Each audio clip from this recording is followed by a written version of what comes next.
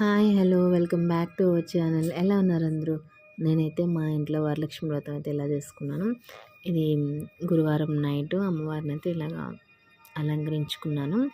నేను almost 8:30కి start చేసేసరికి ఇదంతా నేను చేసేసుకునేసరికి 12 అయిపోయిందనమాట. ఇంట్లో అన్ని పనులు పూర్తి చేసుకోవడం అన్నీ అయిన తర్వాత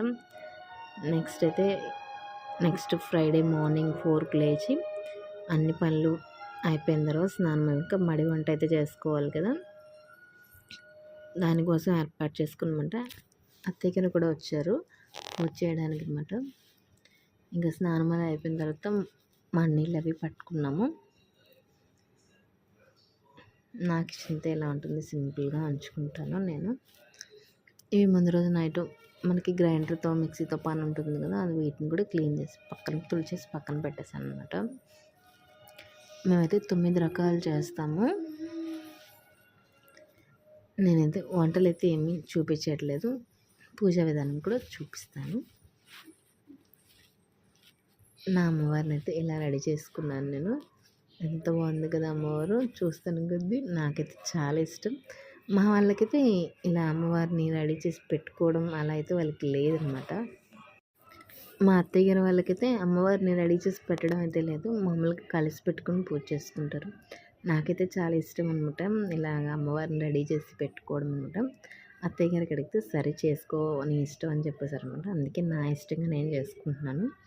ఇంకా వినాయకుడి పూజ అయితే చేసేసాము. చేసిన మా పాప వీడియో చేస్తుందని మా అత్తయ్య గారు నవ్వుతున్నారు అనమాట. నెక్స్ట్ అయితే పూజలో అయితే కూర్చున్నాము. ఇంకా అమ్మవారికి హారతి అప్పుడు అమ్మవారికి హారతి ఇస్తామన్నమాట. ఇంకా హారతి ఇచ్చేసిన తర్వాత మహానైవేద్యం పెట్టి నేను 9 రకాలు చేసామన్నమాట. నేను బూరెలు, పులిహోర, దద్దోజనం, పులగం, పరవన్నం, గారెలు, చిట్టు బూరెలు, పూరి చేసాము, చక్కెర పొంగల్ కూడా చేసామన్నమాట. ఇలా 9 రకాలు అయితే చేసాము. అమ్మవారికి అయితే నైవేద్యానికి చీర, గాజులు, పసుపు, కుంకుమ ఇంకవన్నీ పెడతాం కదా, అవన్నీ కూడా పెట్టారనమాట. అమ్మవారికి చీర కూడా కట్టాను, ఆ చీర కనిపించలేదు అనమాట వీటి వల్ల. నేనైతే పూజ అయితే చాలా చాలా బాగా చేసుకున్నాను. ఇంటికి మీరందరూ పూజ అయితే ఎలా చేసుకున్నారో నాకు కామెంట్ చేయండి. మహానైవేద్యం కూడా పెడతామంట, అన్నం పప్పు కూడా పెడతాము. నెక్స్ట్ అయితే నా పూజ ఇలా చేసుకున్నాను నేనైతే. కానీ ఇంకా అమ్మవారికి అష్టోత్తర పూజ ఇవన్నీ అయిన తర్వాత కుంకుమ పూజ, తోరణం పూజ ఇవన్నీ చేసిన తర్వాత అమ్మవారికి హారతి ఇచ్చి నెక్స్ట్ కథ అయితే చెప్పుకుంటామండి. తోరణం కట్టుకొని కథ చెప్తారన్నమాట. అత్తయ్య గారు పూజ అంతా చేయించారు నాకైతే. నేను పక్క నుంచి ఎప్పుడు చేస్తాను, ఆవిడే చేయిస్తారు. ఇంకా అయిపోయిన తర్వాత ఇంకా కథ అన్నమాట.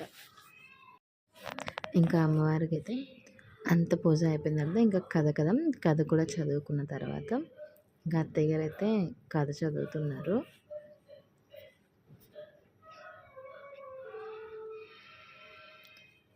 ఇలా నా పూజ అన్ని రకాలు. ఇంక జుట్టు అలా ఉంచకూడదని చెప్పి అన్నారని చెప్పి ముడుగు కూడా పెట్టేశాను అనమాట. ఇంకా జడేసుకోలేదు నేనైతే, జుట్టు చాలా తడిగా ఉందని చెప్పి.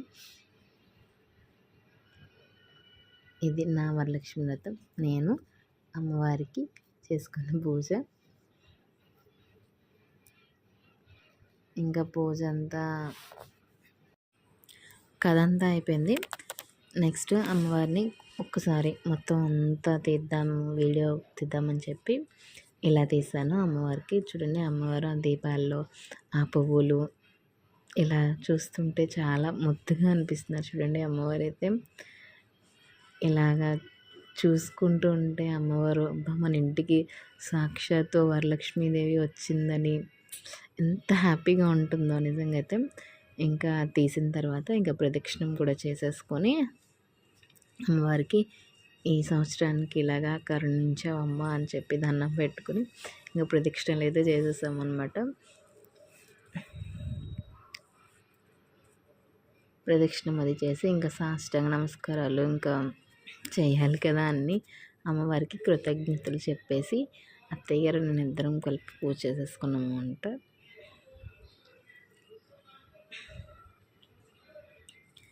మేము మార్నింగ్ లేచి పూజ అంతా అయ్యేసరికి ఇంచుమించు లలిత శాస్త్రం అది చదువుకున్నాం. ఇంకా అమ్మవారి అష్టోత్తరాలు అవన్నీ ఉంటాయి కదా, అవన్నీ చదువుకొని కథది చెప్పుకొని ఇలా అయితే పూజ అయితే అమ్మవారిది కంప్లీట్ చేసామన్నమాట. మీరు కూడా ఈ అమ్మవారి పూజ ఎలా చేసుకున్నారో నాకు కామెంట్ చేయండి. నా అమ్మవారి పూజ నేను ఎలా చేసుకున్నానో కూడా నాకు కామెంట్ చేయండి. ఈ వీడియో మీకు ఎలా అనిపించిందో కూడా నాకు కామెంట్ చేయండి. మన ఛానల్ని కొంచెం సపోర్ట్ చేసి మన ఛానల్ని సబ్స్క్రైబ్ చేసుకోండి. Thank you for watching. Bye bye.